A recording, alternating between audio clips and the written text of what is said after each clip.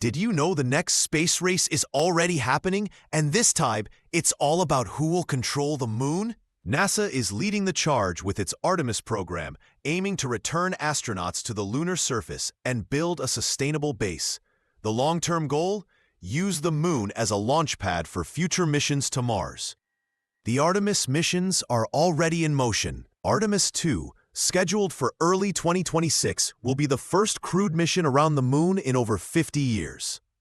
Artemis 3, planned for 2027, will land the first woman and the first person of color on the moon.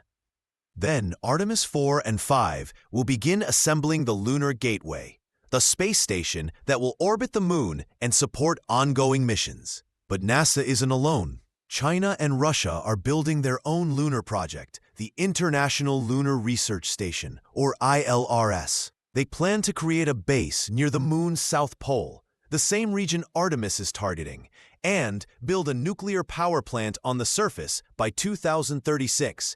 It will begin as an automated outpost and later host long-term crewed missions. Both programs are building alliances.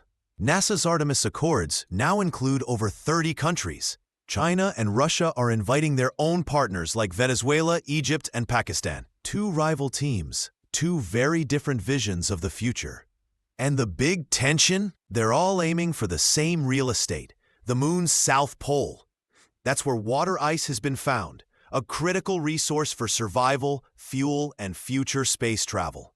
Whoever controls it could gain a major strategic and scientific advantage. There's already concern this could spark conflict. The U.S. has warned about China claiming territory in space just like it has in the South China Sea. China, in turn, accuses the U.S. of blocking its space partnerships. So now, we're not just racing to land on the moon, we're racing to own parts of it. The coming years will decide who leads in space, who sets the rules, who builds the first moon base, and who writes the next chapter of human history. The moon is open for business, and the race is on.